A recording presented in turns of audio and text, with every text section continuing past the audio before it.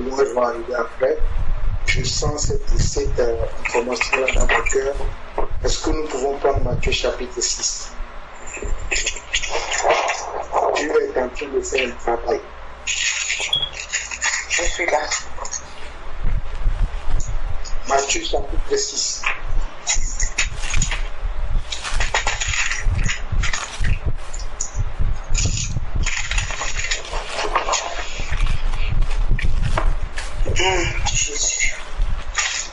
Je prie que chacun d'entre nous, de moi-même en premier, et que chacun d'entre nous puisse grandir pour arriver à la stature parfaite de Christ, à la stature parfaite d'un disciple accompli. Nous sommes des disciples, mais nous devons être des disciples accomplis. Parce que le disciple accompli ne regarde pas ce qu'il voit, mais il regarde les Écritures. Il attend que les Écritures s'accomplissent. Donc j'aimerais que chacun d'entre nous, que nous puissions devenir des disciples. Mes frères, le Seigneur est en train d'amener l'Église à un autre niveau. Je crains que certains seront restés derrière. Je crains que certains seront restés derrière. S'il vous plaît, que ceux qui n'interviennent pas ferment leur micro pour qu'on n'ait pas d'interférence, parce que c'est important. Et le message que Dieu met dans mon cœur là, je pense que c'est très important. Fermez vos micros, ne parlez pas. Vous aurez l'occasion d'ouvrir vos micros après pour qu'on n'ait pas d'interférence. Donc prenons Matthieu chapitre 6. Nous allons lire du verset 19 au verset 34. Le Seigneur met dans mon cœur qu'il y a encore de l'inquiétude dans les cœurs. Il y a encore des soucis dans les cœurs, les soucis de la vie, par les épreuves que nous passons, les épreuves dans lesquelles chacun d'entre nous passons. Et le Seigneur voudrait que nous soyons des disciples accomplis. Un disciple accompli et croit aux paroles de son maître. Mes frères, moi-même qui vous parle, nous sommes le 5, le 6 aujourd'hui. Je suis à moins et quelques déjà sur mon compte. Mais mes frères, ça ne me fait ni chaud ni froid. Si vous voulez même, je peux aller tout à l'heure consulter mon compte pour que vous croyez ce que je dis. Parce que des fois, quand on parle, les gens pensent que nous exhortons comme ça. Non, ça fait des années que je vis le surnaturel de Dieu. Je répète encore, ça fait des années que je vis dans le surnaturel de Dieu. J'aimerais que nous arrivions à tous à ce stade-là. Vivre dans le surnaturel. Vivre dans un monde où tout est contre nous, mais que nous soyons dans la paix. Parce que ce que Dieu dit dans sa parole, il le fait.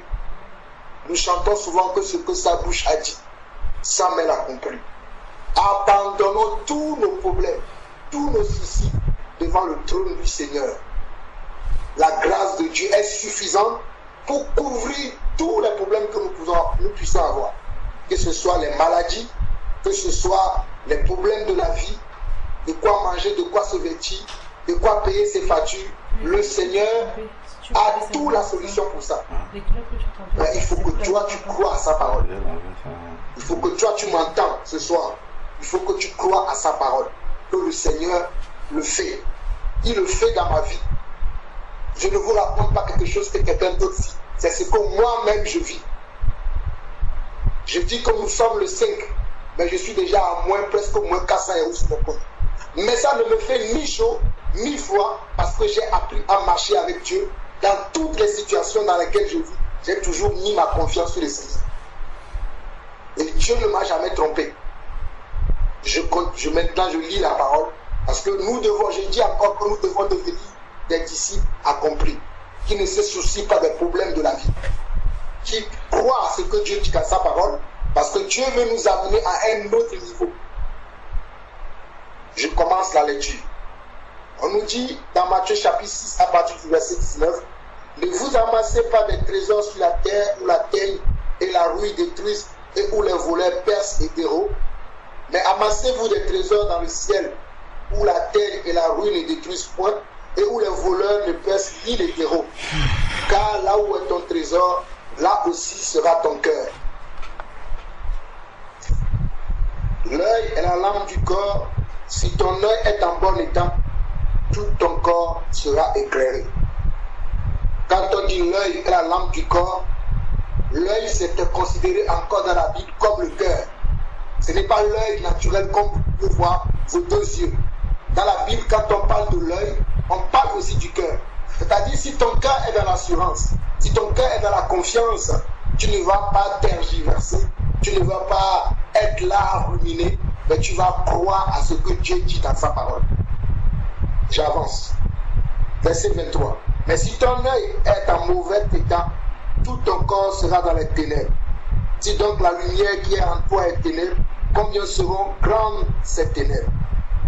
Nul ne peut servir deux maîtres, car ou il haïra l'un et aimera l'autre, ou il s'attachera à l'un et méprisera l'autre. Vous ne pouvez servir Dieu et Mammon. Dieu nous parle de notre état de cœur. Parce que des fois, on veut être avec Dieu, mais vu les problèmes de la vie, vu les soucis de la vie, on oublie le Seigneur et on se pense sur ces problèmes-là.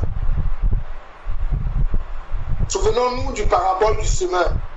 Lorsque la parole est sortie de la bouche du semeur, la Bible dit qu'il y a certaines graines qui sont tombées sur une terre remplie de pines, d'autres sur une terre rocailleuse et d'autres dans la bonne terre. Là où il y a les épines, la Bible l'interprète en disant que c'est les gens, lorsqu'ils entendent la parole, ils sont contents, ils sont joyeux, ils disent « Ah, cette parole est pour moi ». Mais lorsqu'il vient une tribulation, lorsqu'il vient une persécution, ils abandonnent cette parole. Et ils deviennent pires. De telle façon que même l'état dans lequel ils se retrouvent est pire que l'état dans lequel ils étaient avant même d'écouter la parole, avant de recevoir la parole qui vient de Dieu. La terre rocailleuse est considérée selon les Écritures, c'est la terre que lorsqu'elle attend même la parole, elle ne croit pas à cette parole-là. Elle ferme son cœur. Elle ne veut même pas l'accepter, cette parole. J'espère ici qu'au milieu de nous, il n'y a que de bonnes terres. Je ne sais pas pourquoi Dieu me conduit à parler de ça, mais soyons vraiment de bonnes terres. Parce que Dieu veut faire des choses surnaturelles avec chacun d'entre nous. J'avance. Verset 25. Dans Matthieu chapitre 6. C'est pourquoi je vous dis, ne vous inquiétez pas pour votre vie, de ce que vous mangerez, ni pour votre corps, de quoi vous serez vêtus. La vie n'est-elle plus pas que la nourriture, et le corps plus que le vêtement? Regardez les oiseaux du ciel, ils ne sèment ni ne moissonnent, et ils n'amassent rien dans les greniers, et votre Père céleste les nourrit. Ne valez-vous pas beaucoup plus que qui de vous, par ses inquiétudes, peut ajouter une coudée à la durée de sa vie? Et pourquoi vous vous inquiétez au sujet du vêtement? Considérez comment croissent les lits des champs. Ils ne travaillent ni ne filent. Cependant, je vous dis que Salomon même, dans toute sa gloire, n'a pas été vêtu comme l'un d'eux. Si Dieu rêvait ainsi l'herbe des champs, qui existe aujourd'hui et qui demain sera jeté au fou, ne vous vêtira-t-il pas à plus forte raison les gens de peu de foi? Ne vous inquiétez donc point et ne dites pas que mangerons-nous, que boirons-nous, de quoi serons-nous vêtus? Beaucoup d'entre nous se posent encore cette question. De quoi je serai vêtu demain? Mon contrat arrive à la fin. Qu'est-ce qui va arriver pour moi? Qu'est-ce que demain sera pour moi? On est là à penser à toutes ces choses. Oui, mon bailleur peut me chasser. Oui, parce que je n'ai pas encore payé le loyer, même du mois dernier, je ne l'ai pas encore payé. Oui, mon frigo est vide. Mes enfants sont en vacances, là ils vont manger beaucoup. Ils auront demandé du goûter, ils auront demandé ceci. C'est de ça qu'on nous parle ici. Verset 31, je le redis encore. Ne vous inquiétez donc point et ne dites pas que mangerons-nous, que boirons-nous, de quoi serons-nous vêtus? Verset 32. ces choses, ce sont les païens qui les recherchent. Si quelqu'un parmi nous pense à comment il va manger, sa préoccupation, c'est la nourriture, c'est le vêtement, c'est ce qu'il va boire, c'est comment il va s'occuper des choses de cette terre. La Bible considère cette personne-là comme un païen. Ce n'est pas Jean-Paul Lausson qui le considère. C'est pour ça que je vous ai dit, moi j'aime les Écritures. Verset 32 dit, car toutes ces choses, ce sont les païens qui les recherchent. Votre Père Céleste sait que vous en avez besoin. Cherchez premièrement le royaume et la justice de Dieu, et toutes ces choses vous seront données par-dessus. Ne vous inquiétez donc pas du lendemain, car le lendemain aura soin de lui-même. À chaque jour suffit sa peine. Je relis le verset 31 au verset 34. Ne vous inquiétez donc point et ne dites pas. Je ne sais pas si quelqu'un d'entre nous est en train de s'inquiéter. Qu'est-ce qui va se passer demain? Selon mon contrat, selon cet examen que je veux passer, selon ce voyage que je veux faire, selon ce projet que j'ai à cœur, comment cela se fera-t-il? Moi, je ne me pose plus cette question-là. J'ai dépassé déjà ce niveau. Dieu pourvoira, moi je dis tout le temps. Je continue. Verset 32. Car toutes ces choses, ce sont les païens qui les recherchent. Ce sont les païens qui se posent des questions. Comment mangerons-nous? Comment est-ce que je serai guéri? Même la guérison est dedans. Nous savons tout ce que Jésus a pris à la croix. Par ses maîtrisures, il a pris sur nous tous nos péchés afin que nous soyons guéris.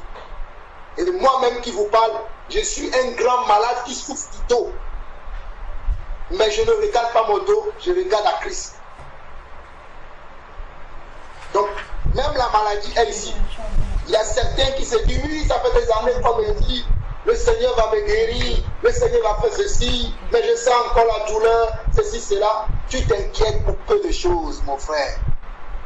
Tu t'inquiètes pour peu de choses, ma soeur. Qu'est-ce que ta maladie devant Jésus-Christ? Qu'est-ce que ton loyer que tu n'as pas payé devant Jésus-Christ? À moins que tu sois quelqu'un qui ne sait pas gérer tes finances, que le Seigneur veut t'enseigner quelque chose. Mais si tu sais gérer tes finances et que tu te retrouves dans ces situations, le Seigneur sera glorifié.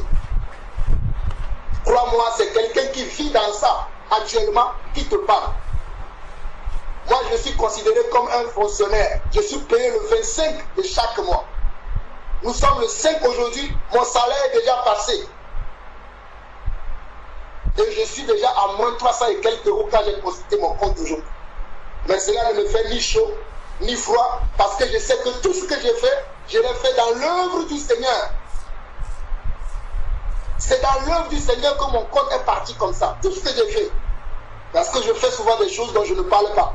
Ce n'est pas, je suis en train d'encourager quelqu'un. Tout ce que j'ai fait pour que je me retrouve dans cet état, c'est en faisant l'œuvre du Seigneur.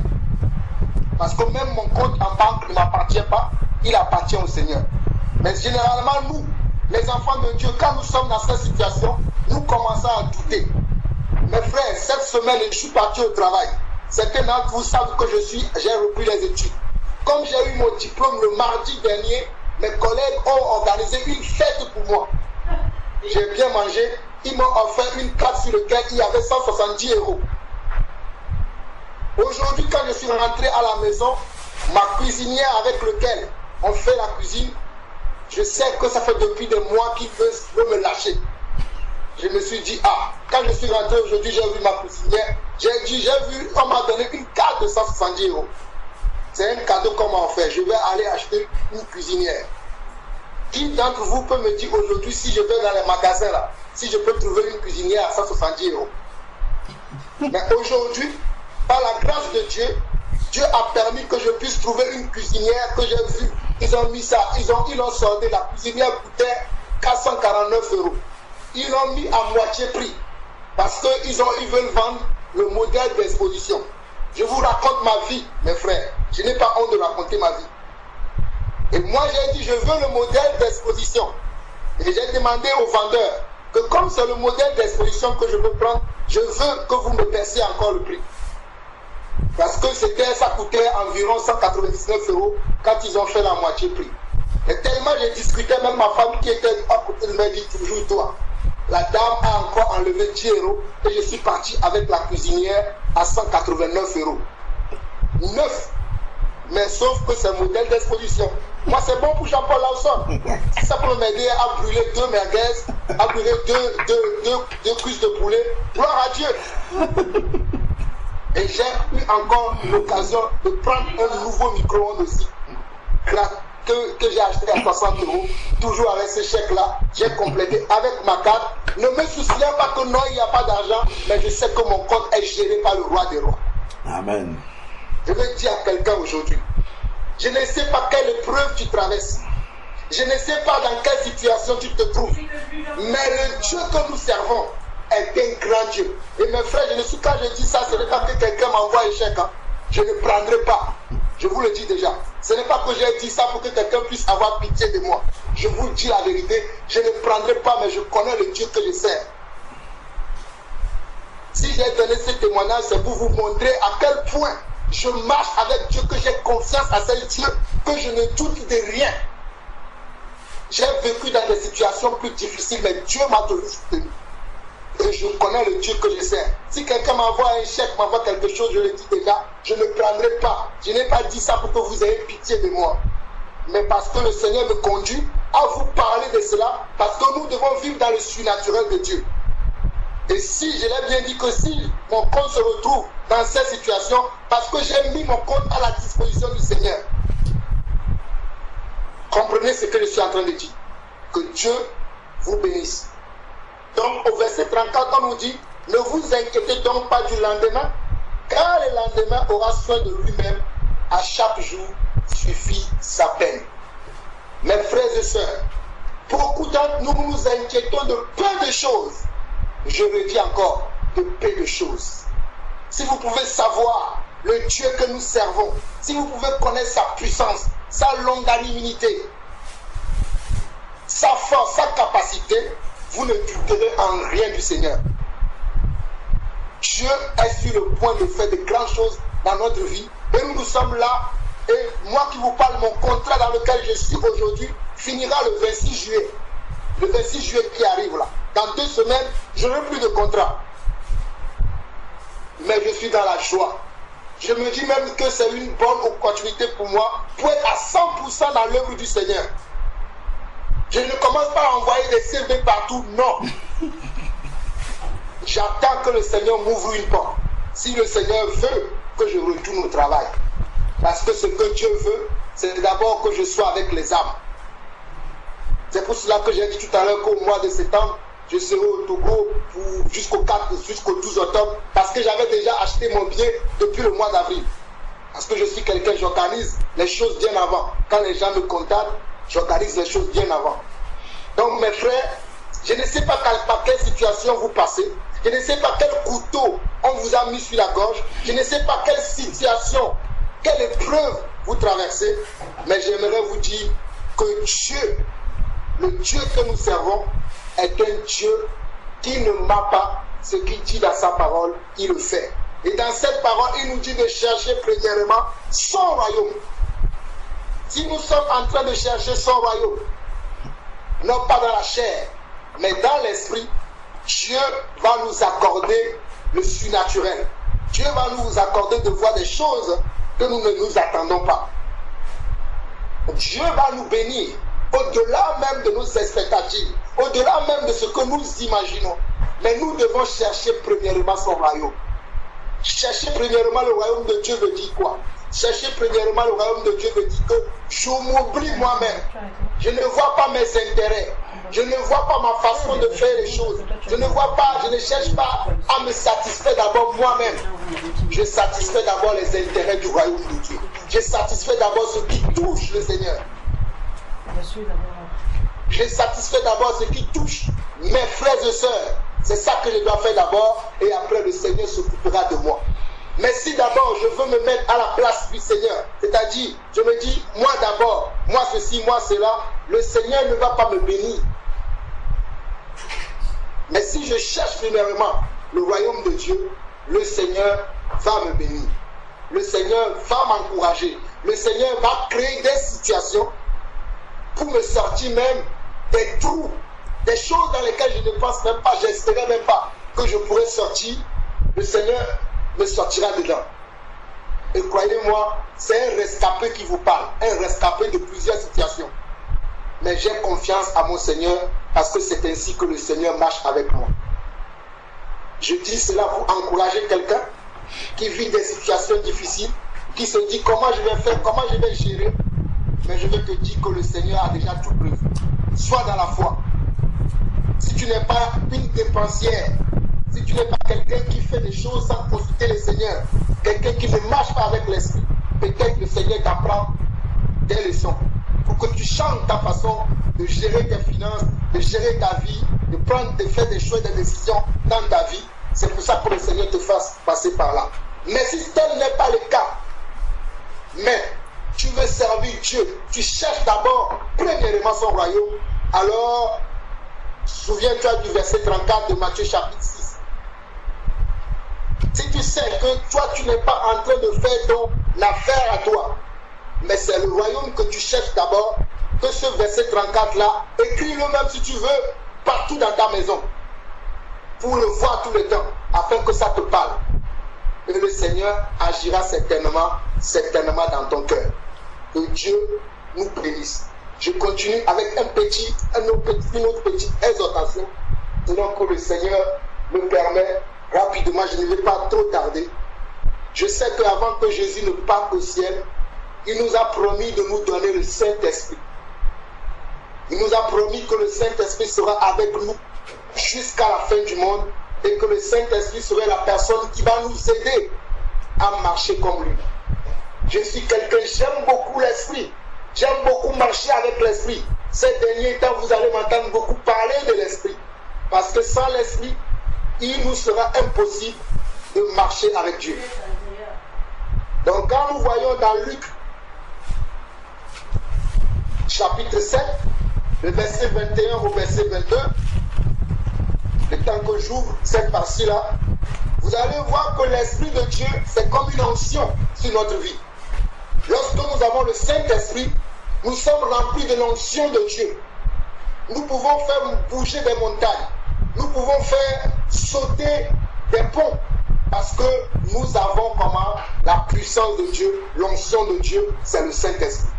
Donc dans la Luc 7, verset 21, on nous dit, parce que là Jésus faisait des miracles, verset 21, verset 22, on nous dit, à l'heure même Jésus guérit plusieurs personnes de maladies, d'infirmité et d'esprits malins, et il rendit la vie à plusieurs aveugles. Et il leur répondit, allez apporter à Jean ce que vous avez vu et entendu. Les aveugles voient, les boiteux marchent, les lépreux sont purifiés, les sourds entendent, les morts ressuscitent, la bonne nouvelle est annoncée aux pauvres. Dans Jean 20, le verset 30, on nous fait comprendre déjà par là que Jésus a fait beaucoup de choses qu'on ne peut pas retrouver comment dans la Bible. Parce que si on devait les écrire, la Bible ne suffirait pas pour le comporter. Mais aujourd'hui, le Saint-Esprit est dans chacun d'entre nous. Le Saint-Esprit a fait de nous son habitation. 1 Corinthiens 3,16. Nous sommes le temple du Saint-Esprit. Donc nous sommes amenés à faire des œuvres.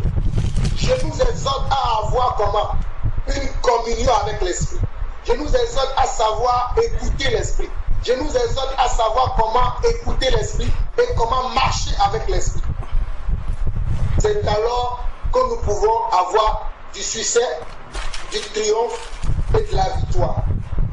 Parce que quand nous voyons Jésus lui-même, dans Luc chapitre 4, le verset 1, il dit, on nous dit, Jésus rempli du Saint-Esprit, revint du Jourdain, et il fut conduit par l'Esprit dans le désert. Le verset 14, on nous dit, Jésus revêtu de la puissance de l'Esprit, retourna en Galilée, et sa renommée se répandit dans tout le pays d'alentour. Donc, quand on est conduit par l'Esprit, notre renommée va comment? Va grandir, va aller partout dans le monde.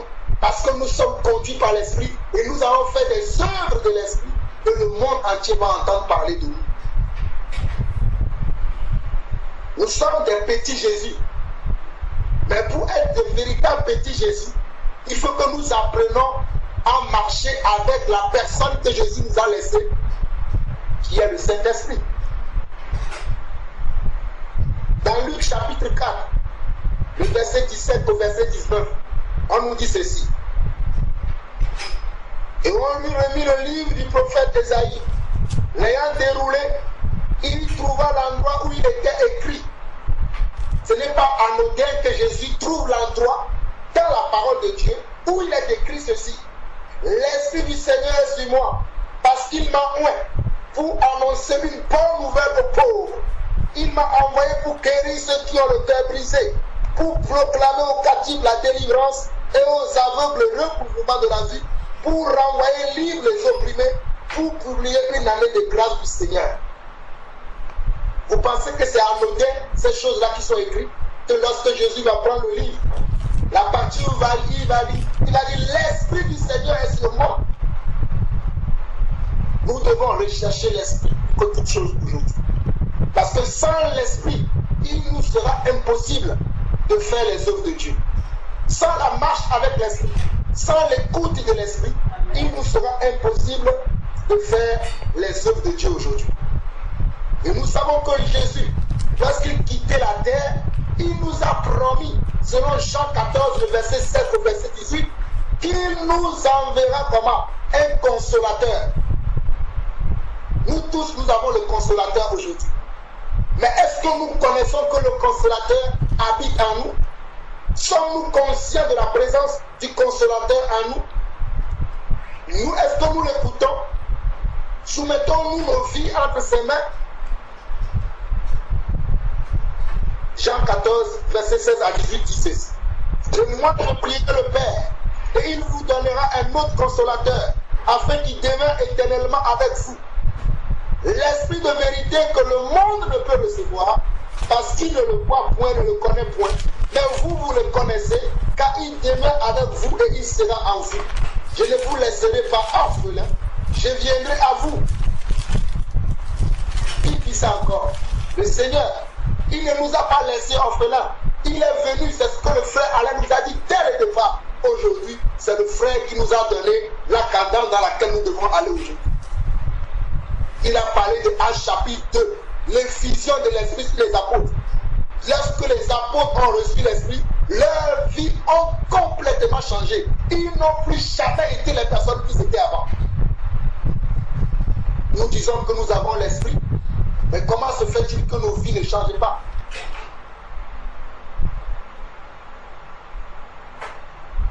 Nos vies doivent changer. Nous devons imiter les apôtres. Nous devons être des modèles des apôtres. Mais comment nous n'arrivons pas? Ça veut dire que nous n'écoutons pas assez l'Esprit. Ça veut dire que nous n'avons pas encore compris davantage le langage de l'Esprit. Parce que le langage de l'Esprit est différent du langage de la chair. J'aimerais que quelqu'un apprenne le langage de l'Esprit.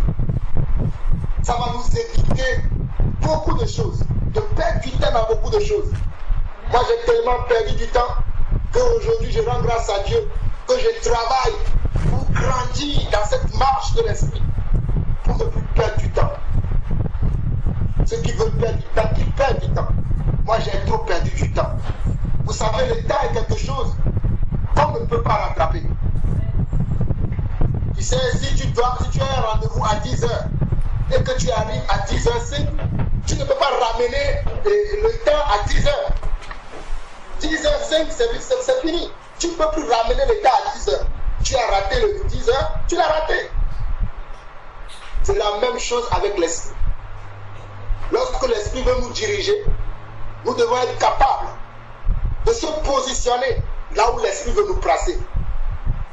Parce que l'Esprit est efficace, l'Esprit est puissant, l'Esprit c'est de la force, l'Esprit c'est de l'onction, l'Esprit c'est de l'intelligence, c'est de la sagesse, l'Esprit c'est la foi.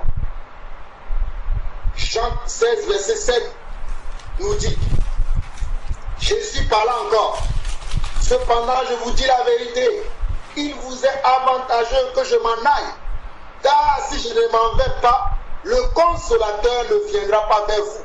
Mais si je m'en vais, je vous l'enverrai. Il a fait. C'est ce que le frère nous a dit tout au début de cette réunion. Actes chapitre 2. Nous sommes toujours dans Actes chapitre 2 là. Jésus est parti. Il a envoyé le consolateur. Il a invité le monde entier pour que le monde entier soit au courant que mon consolateur est maintenant parmi mes enfants. Il est en eux, il est sur eux, il est avec eux. Et aujourd'hui, ce même consolateur est dans ta vie, il est dans ma vie. Mais que faisons-nous avec? Mon hésitation, c'est simple.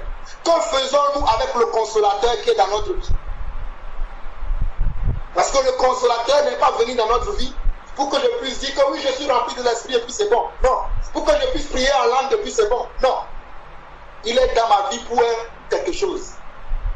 Pour que je sois un modèle parfait de Christ. Je ne dis pas que moi je suis arrivé, mais le Seigneur m'a révélé ces choses-là, que je dois travailler encore dessus. Et je travaille. Et pendant que je travaille, je partage avec vous afin que nous soyons au même niveau. Ne croyez pas que Jean-Paul Lawson est arrivé. Je suis en train de travailler ma vie afin d'être au même diapason avec l'esprit.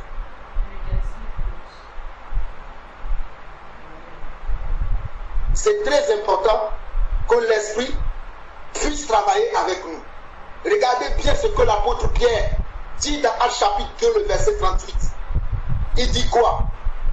On nous dit dans Actes chapitre 2, le verset 38, on nous dit, Pierre leur dit, répandez-vous et que chacun de vous soit baptisé au nom de Jésus-Christ à cause du pardon de vos péchés et vous recevrez le don du Saint-Esprit. Jésus dit aux gens de se repentir, de se baptiser, mais il y a une promesse derrière. La promesse c'est quoi? C'est une bénédiction. Et la bénédiction c'est quoi? C'est le Saint-Esprit.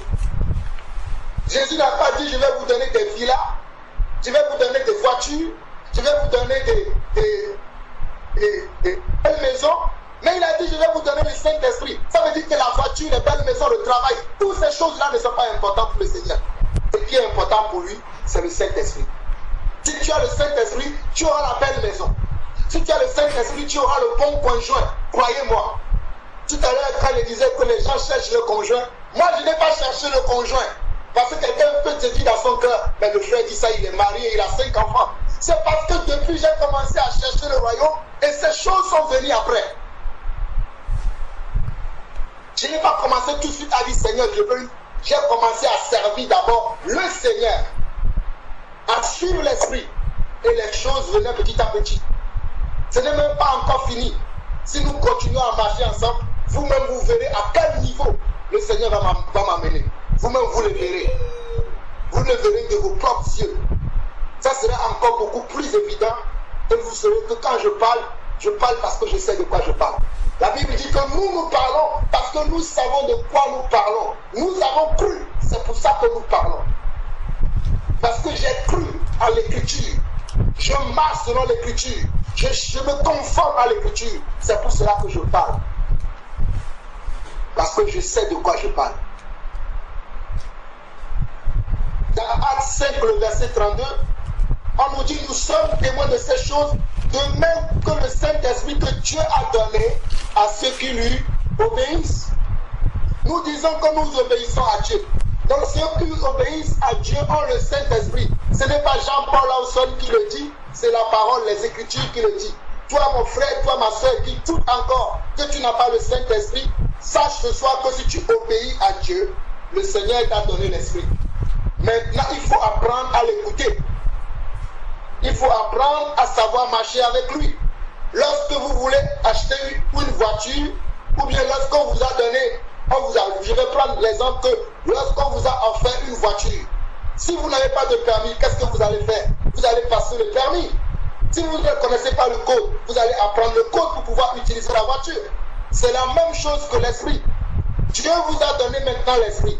Apprenez maintenant le code de l'esprit, le permis de l'esprit, pour marcher avec l'esprit. C'est très important.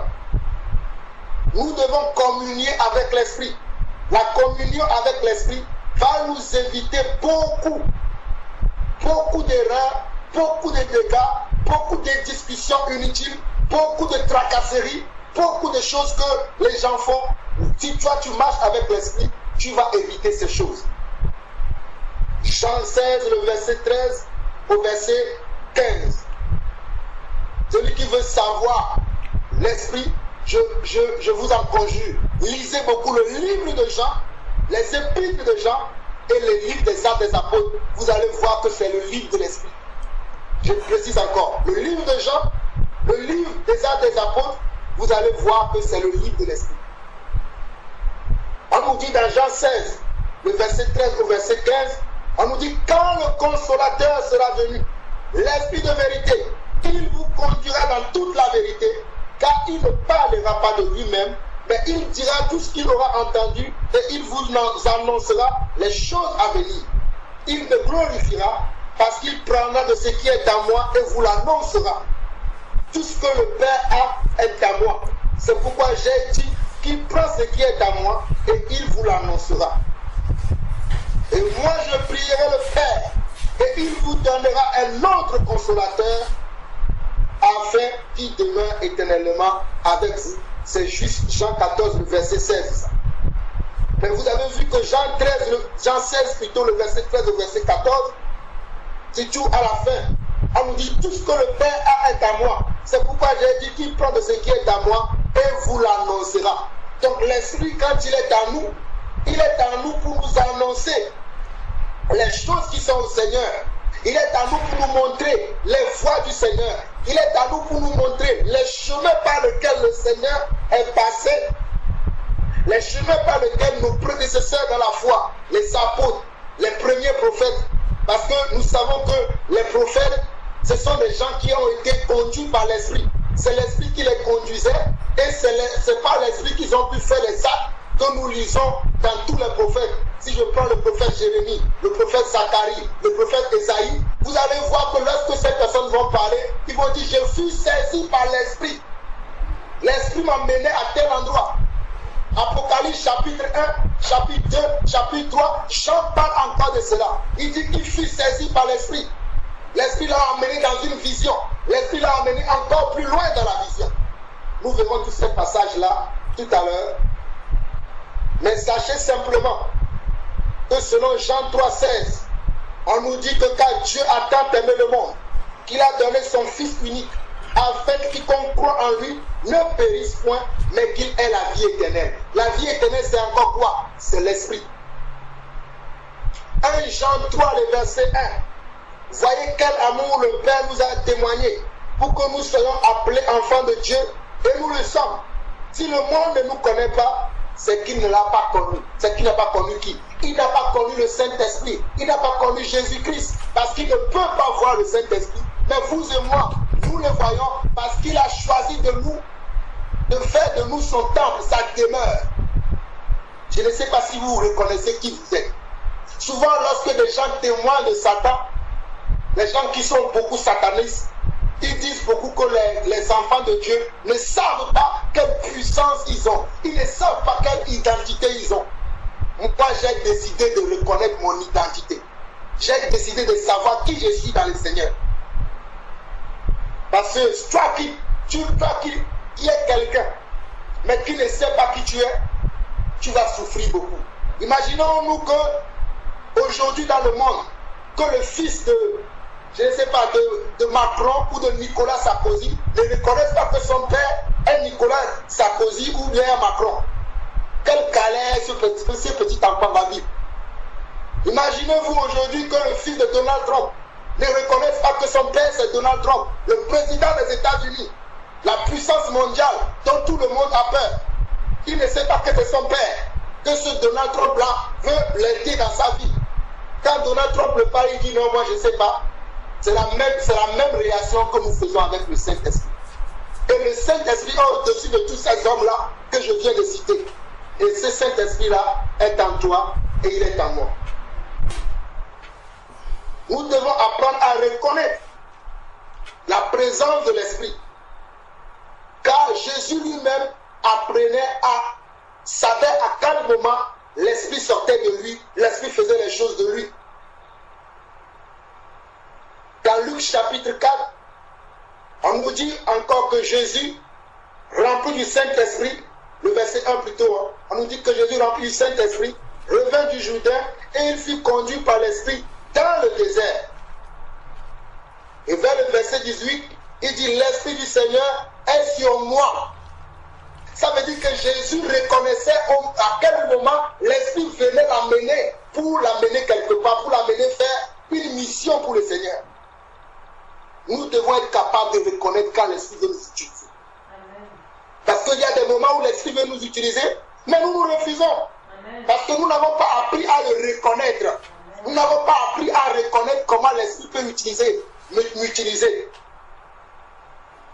Mais nous devons apprendre à reconnaître les voies de l'Esprit.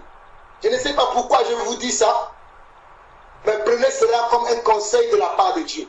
Parce que je dis encore, le Seigneur veut amener l'Église à un autre niveau. Et ce niveau-là, c'est l'Esprit qui va le faire. Soyons prêts à écouter l'Esprit. Tout ce que nous avons entendu aujourd'hui, sans l'Esprit, il nous sera impossible de le réaliser. Mais avec l'Esprit, nous ferons des exploits. Regardez dans Actes chapitre 8, le verset 29. Actes chapitre 8, le verset 29.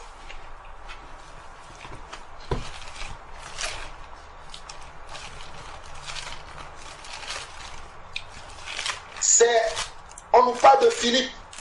Philippe est un homme qui a appris à reconnaître la voix de l'Esprit.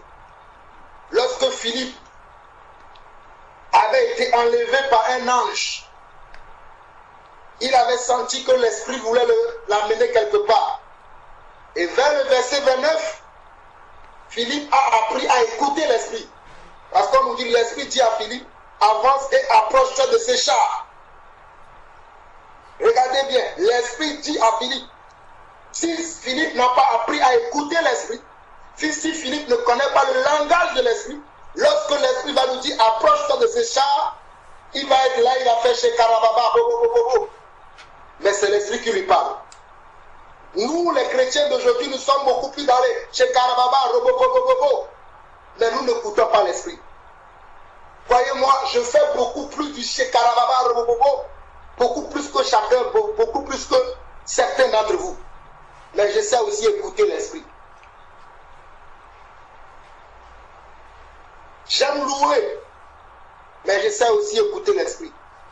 J'aime prier, mais je sais aussi écouter l'Esprit. Souvenons-nous de ce que notre frère nous a dit dès le départ. Les gens sont dans la présence de Dieu, ils veulent rester dans la présence de Dieu. Non, dans la présence de Dieu, l'Esprit va te parler. Mais il va t'amener à accomplir des actions concrètes. C'est le temps pour chacun d'entre nous d'occuper notre place dans l'église. N'attendant pas que le frère me dise, frère, va faire ça, sœur, va faire ça. Nous avons le Saint-Esprit chacun d'entre nous. Si je prends le cas d'Anania, ce n'est pas un pasteur, un apôtre qui est venu dire à Anania, va imposer les mains à Paul. Non, c'est l'Esprit qui lui a dit. Anania était un frère comme vous et moi.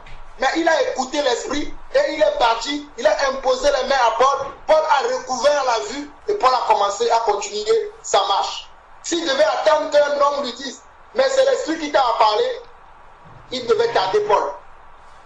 Ou Dieu enverrait quelqu'un d'autre. Actes chapitre 10. Je vous montre comment apprendre à écouter l'Esprit. Actes chapitre 10. Il me reste juste encore 2, 3, 4 versets. Nous aurons le temps de voir encore de peu plus en profondeur après. Mais je vous montre encore 2, 3, 4 versets de l'Esprit afin que nous apprenions à marcher par l'Esprit. Dans Actes chapitre 10 encore, au verset 19, Pierre a eu une vision. Je sais que la Bible dit que dans les derniers temps, vos filles, les jeunes gens, les vieillards auront des songes et des visions. Pierre a eu une vision. Et la Bible dit au verset 19 de Actes chapitre 10, et comme Pierre réfléchissait à la vision, l'Esprit lui dit, ça veut dire que Pierre était quelqu'un qui connaissait le langage de l'Esprit. Je nous exhorte à apprendre le langage de l'Esprit. Mes frères, je ne suis pas en train de me fâter, mais je connais beaucoup le langage de l'Esprit. Des fois, je le rate. Mais je ne veux plus rater le langage de l'Esprit. Parce que le langage de l'Esprit, c'est très important. ça nous évite de perdre du temps. Ça nous évite de tourner en rond. On nous dit, l'Esprit lui dit, voici 3 hommes te demandent. Lève-toi, descends et pars avec eux sans hésiter, car c'est moi qui les ai envoyés. Voici la précision de l'Esprit. Si l'Esprit n'avait pas donné cette précision à Pierre, lorsque les hommes viendront toquer à sa porte, Pierre hésiterait. Pierre ne partirait pas avec eux. Comprenez pourquoi je vous dis que nous devons comprendre le langage de l'Esprit. Comment l'Esprit doit nous conduire? Parce que Pierre a appris ce langage-là. Et il a pu suivre la direction de l'Esprit. Dans ce même passage, on nous dit au verset 38, vous savez comment Dieu a oint. Oh alléluia. J'aime ce passage-là. C'est un passage que j'avais appris lorsque je faisais l'école biblique et je l'ai appris par cœur. On nous dit, vous savez comment Dieu a oint du Saint-Esprit et des forces. Dieu a oint du Saint-Esprit et des forces. Jésus de Nazareth, qui allait de lieu en lieu, faisant du bien et guérissant tous ceux qui étaient sous l'empire du diable, car Dieu était avec lui. La présence de Dieu avec nous aujourd'hui, c'est le Saint-Esprit. C'est pour ça qu'il a dit que il vous est avantageux que je m'en aille, afin que l'Esprit vienne sur vous. Et vers le verset 47 de ce même passage, on nous dit, alors Pierre dit, peut-on refuser l'eau du baptême à ceux qui ont reçu le Saint-Esprit aussi bien que nous? Donc, celui qui a le Saint-Esprit peut reconnaître dans la vie des autres aussi qu'ils ont le Saint-Esprit. Parce que l'Esprit connaît l'Esprit. Pierre avait le Saint-Esprit. Il a reconnu que le Saint-Esprit est arrivé aussi dans la maison de Corneille. Donc il va dire, est-ce que je peux refuser le baptême à ceux qui ont reçu le consolateur comme moi? Je ne peux pas, si je le fais, ça serait un péché. C'est pour ça qu'il les a baptisés avant de partir.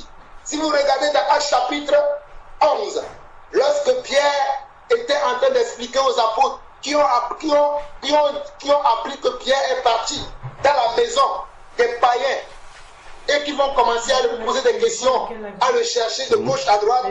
Si vous regardez le verset 10, le verset 12 plutôt, Pierre dit encore, l'Esprit me dit.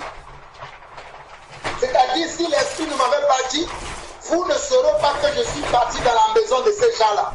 Mais parce que j'ai écouté l'Esprit, parce que l'Esprit avait une mission pour moi là-bas, j'ai obéi, je suis parti, j'ai accompli la mission de l'Esprit. C'est ce qu'il veut leur dire. L'Esprit me dit de partir avec eux sans hésiter. Les 6 hommes que voici m'accompagnèrent et nous entrâmes dans la maison de Corneille. C'est encore quoi? L'Esprit. Je vous ai déjà dit que lisez beaucoup le livre des Actes des Apôtres. Je ne vais pas lire tout, mais je vais vous montrer quelques indices pour savoir que nous devons marcher par l'Esprit. Mais après, il ne faut pas que ça dépasse. Sinon, nous allons perdre du temps. On nous dit au verset 15, on dit, lorsque je me fus à parler, le Saint-Esprit descendit sur eux comme sur nous au commencement. Et je me souviens de cette parole du Seigneur, Jean a baptisé d'eau, mais vous, vous serez baptisés du Saint-Esprit. Donc on peut avoir le Saint-Esprit et on reçoit encore dessus le baptême du Saint-Esprit. Et cela fait qu'on va parler en langue. Je prie pour que ceux qui sont parmi nous, qui ne parlent pas en langue, pour qu'ils puissent demander à Dieu le baptême du Saint-Esprit. Parce que je sais que Satan, aujourd'hui, s'est levé contre ce baptême-là. Il dit aux gens que cela n'est plus important aujourd'hui, le baptême de l'Esprit. Mais moi je vous dis, vous qui ne parlez pas en langue, cherchez ce don-là. Cherchez à recevoir le baptême de l'Esprit. Si vous avez besoin qu'on prie pour vous, demandez simplement prier pour moi pour que j'ai le baptême de l'Esprit. Mais c'est très important. Le baptême de l'Esprit est très important. Ce n'est pas à mettre de côté. Je continue. Au verset 24, toujours du même passage, on nous dit que il y a un homme qu'on avait pris, et cet homme-là, on nous dit que c'était un homme de bien, plein d'esprit saint et de foi, et une foule à ce nom se joignit au Seigneur. On nous parle de qui ici? On nous parle de Barnabas. Barnabas était un homme de comment? D'esprit saint et de foi. Il avait le Saint-Esprit en lui. Et il est rempli de foi. Celui qui a le Saint-Esprit, il va être rempli aussi de foi. Peut-être pas au même niveau que le Seigneur, mais au fur et à mesure que tu vas marcher avec le Seigneur, ta foi va grandir. Et si tu continues, tu persévères, ça va pouvoir même dépasser les apôtres. Et même dépasser les œuvres que Jésus a accomplies. Parce que Jésus lui-même, il a dit, si quelqu'un croit en moi, il fera même de plus grandes œuvres que ce que moi, j'aurais fait.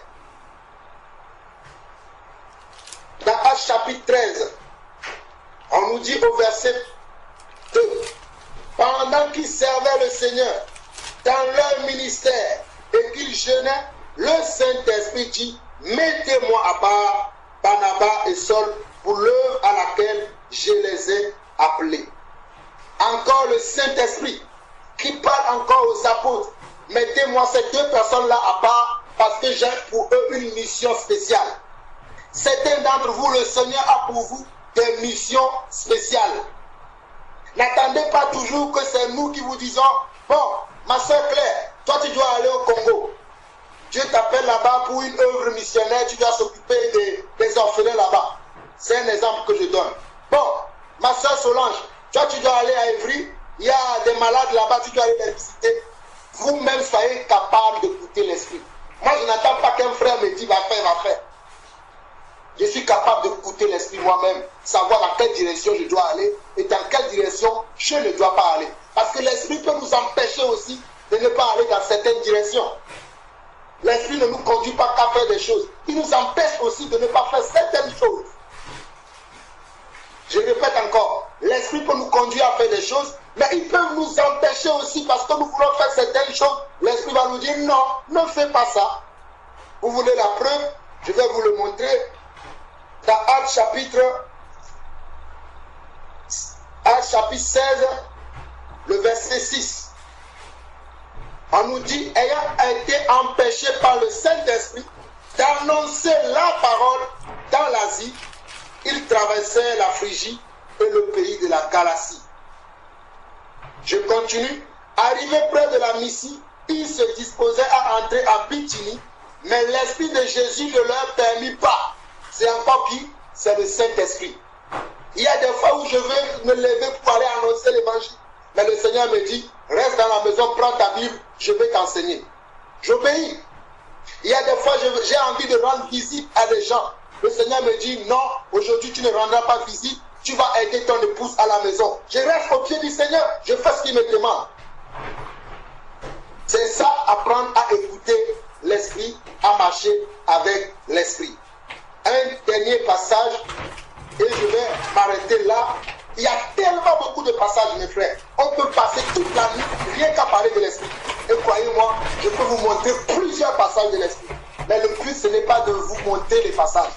C'est de vous inciter à rechercher. C'est de vous exhorter, vous encourager à rechercher cette marche par l'Esprit. Le dernier passage que j'aimerais vous donner par rapport à l'Esprit, c'est dans Actes chapitre 13, nous allons prendre le verset 9 au verset 10. Non, on peut lire même jusqu'au verset 11. Je vous disais tout à l'heure que l'Esprit va permettre qu'on soit surnaturel. Moi, je ne veux plus être naturel. Mes frères, c'est pour ça que des fois, vous allez me voir, je suis bizarre. Parce que l'Esprit, des fois, me révèle des choses. Et vous allez me voir, je peux être là, vous allez regarder mon visage, parce que je suis en train de combattre, même dans l'Esprit. Quelqu'un qui est conduit par l'Esprit est bizarre, ce n'est pas moi qui le dis. Allez lire Jean chapitre 4. On dit que celui qui est conduit par l'Esprit, il ne sait pas d'où il vient et il ne sait pas là où il va. Moi, c'est ce que je veux être. J'espère que vous aussi, vous voulez la même chose. Mais moi, c'est ce que je veux être. Je ne veux pas définir que je vais aller là. Je sais que je vais au ciel. Ça, je le sais clairement. Mais je veux marcher par l'Esprit tous les jours de ma vie. Chaque minute, chaque seconde qui passe, je ne veux pas rater la marche par l'Esprit. Je continue. On nous dit ici que alors, Saul appelait aussi Paul rempli du Saint-Esprit dans le contexte ici, Paul était en train d'exhorter un homme pour que cet homme-là vienne à la foi. Mais il y avait un certain Élymas le magicien qui troublait la prédication de Paul. Faites attention, vous qui troublez la prédication des serviteurs de Dieu. Parce que lorsqu'un serviteur de Dieu est rempli de l'esprit, s'il parle ce qu'il dit, ça va vous arriver. Nous avons la preuve ici. Je ne suis pas en train d'intimider quelqu'un. Comprenez ce que je suis en train de dire. Quelqu'un va dire, ah, Jean-Paul a dit maintenant. Non. Que Satan ne vous interprète pas mal ce que je suis en train de vous communiquer. Je dis simplement que faisons attention de ne pas combattre l'œuvre de Dieu. On peut combattre l'œuvre de Dieu par nos comportements, par nos manières de parler, par nos ruminements. Il y a certains parmi nous qui ruminent. Ne ruminons pas. Parce que l'esprit peut conduire quelqu'un en train de faire quelque chose. Moi, je vais être là, je vais ruminer. Arrêtons de ruminer. Laissons Dieu faire son travail. Je continue. On nous dit donc, Paul va voir que cet homme-là l'empêche de faire l'œuvre de Dieu. À un moment donné, il va être rempli par l'esprit. Parce que l'esprit va voir que cet homme-là cache l'œuvre de Dieu. Et il va utiliser son serviteur. Parce que Paul était serviteur de l'esprit. Il va utiliser le serviteur et Paul va dire ceci. Dans Actes chapitre 13, verset 9. Alors Saul, appelé aussi Paul, rempli du Saint-Esprit. Si Paul n'était pas rempli du Saint-Esprit, il ne pourrait pas faire ce qui va suivre là. Fixa les regards sur lui et dit, homme plein de tout espèce de ruse et de fraude. Qu'est-ce qui lui a révélé cela? L'Esprit. L'Esprit lui a dit, cet homme-là, il est rempli de fraude, de toute espèce de ruse. Maintenant, tu vas le bloquer. Et ce que je lis ici, là, je l'ai déjà expérimenté. En train de prêcher, je vois les gens et l'Esprit me dit, tu vas dire ça. Je l'ai dit, les personnes se sont tues. Je ne parle pas de ce que je n'ai pas vécu. J'ai vécu ça déjà. Homme plein de toute espèce de ruse et de fraude, fils du diable, ennemi de toute justice, ne cesseras-tu point de pervertir les voies droites du Seigneur? Maintenant, voici la main du Seigneur est sur toi. Tu seras aveugle et pointant, tu ne verras pas le soleil. Aussitôt, l'obscurité et les ténèbres tombèrent sur lui, et il cherchait en tâtonnant des personnes pour le guider. Amen. Mes frères, que celui qui a des oreilles pour entendre, entende. J'en ai fini. Gloire à Dieu. Amen.